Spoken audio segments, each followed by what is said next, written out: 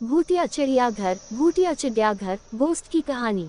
भूतों का कोई वास्तविक आकार नहीं होता, वह किसी भी शरीर में जाकर उसी के अनुरूप बदल जाते हैं। इसी से प्रेरित होकर यह घोस्ट की कहानी लिखी गई है। भूतिया कहानी, घोस्ट की कहानी पढ़ने में रोमांचक होती है और ऐसी ही रोमांचक कहानी है भूतिया चिड़ियाघर। भूतिया चिड़ियाघर शहरों में लोगों की आबादी लगातार बढ़ती जा रही है।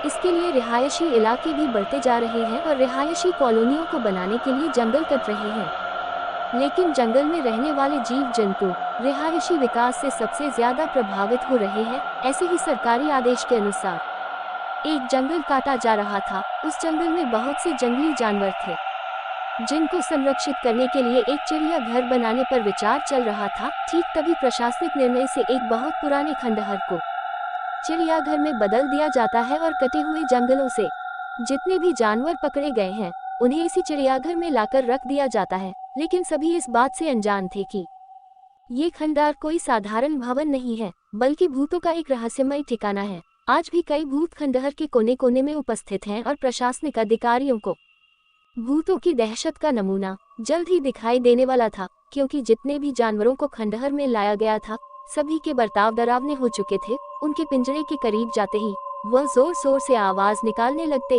मामला जानवरों से जुड़ा था, इसलिए पशु चिकित्सक को चिड़ियाघर बुलाया जाता है। लेकिन पशु चिकित्सक को भी कुछ खास जानकारी नहीं मिलती। सभी जानवरों के खून की जांच करने के बाद भी उनके शरीर में किसी तरह का कोई इन्फेक्शन नहीं पाया जाता। दरअसल जानवरों के अंदर भूत होना कल्पना से परे था, इसलिए पशु चिकित्सक अपने विज्ञान के माध्यम से इलाज करने का प्रयास कर रहे थे। बहुत जल्द चिड़ियाघर दर्शकों के लिए खोला जाना था, लेकिन जानवरों का ऐसा हाल देखकर आम जनता के लिए चिड़ियाघर खोलने के फैसले पर रोक लगा दी जाती है। शासन की मुश्किलें बढ़ती जा रही थी और जानवरों की हालत बद से बदतर होती जा रही थी। उन्हें एहसास होने लगा था कि जानवरों के जंगल को काटकर शायद हमने बहुत बड़ी गलती की है। चिड़ियाघर के अंदर भालू, हाथी, शेर, सांप और कई तरह के पक्षी रह रहे थे। एक रात सभी जानवर भूतिया प्रभाव से उग्र हो जाते हैं और खंडहर की दीवारों को धक्का मार मार के गिरा देते हैं। दीवार गिरते ही सभी जानवर रिहायशी क्षेत्रों की तरफ दौड़ पड़ते हैं। भूतिया चिड़ियाघर खाली हो चुका था और सड़कों में जानवर मौत का तांडव मचा रहे थे। रास्ते से निकलने वाली गाड़ियों को हाथी अपने हमले से क्षतिग्रस्त कर रहे थे और शेर, चीते इंसानों को कई टुकड़ों में काट रहे थे। शहर की सड़कों पर खून की नदियां बहने लगी और प्रशासन हाथ में हाथ धरे बैठा था। किसी को कुछ समझ में नहीं आ रहा था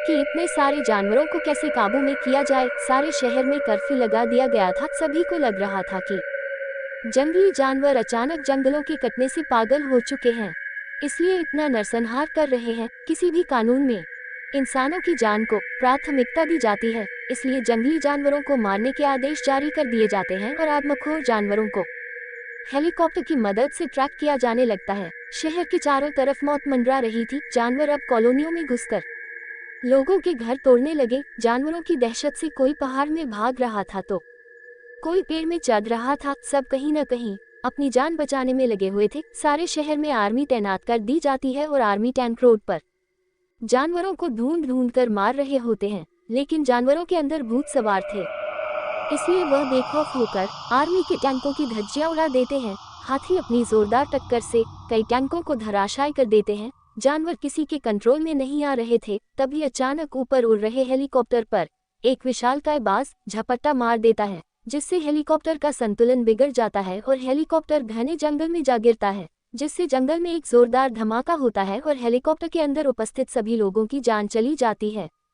भूतिया जानवरों ने आतंक मचा दिया था, लेकिन इसके लिए जिम्मेदार हम लोग थे, जिन्होंने उनके जंगलों को अपने फायदे के लिए कटने दिया और जंगली जानवरों को मजबूरी में उस भूतिया चिड़ियाघर में आकर रहना पड़ा। आर्मी की गोली से अचानक एक शेर मर जाता है, जिसे उठाकर अनुसंधान केंद्र लाया जाता है ताकि उसकी जांच से पता लगाया जा सके है कि सभी जानवर किस वजह से ऐसा बर्ताव कर रहे हैं।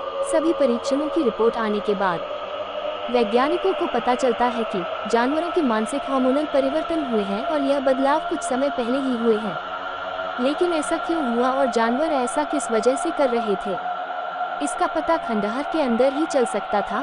वैज्ञानिकों को खंडहर में कुछ संदेह उत्पन्न होता है, इसलिए वह जांच करने के लिए अपने यंत्रों के साथ उसी भूतिया चिड़ियाघर पहुंच जाते हैं और सारे खंडहर के कोने कोने की फ्रीक्वेंसी की जांच करते हैं। तब उन्हें अपने डिवाइस पर आत्माओं के होने के संकेत दिखाई देते हैं।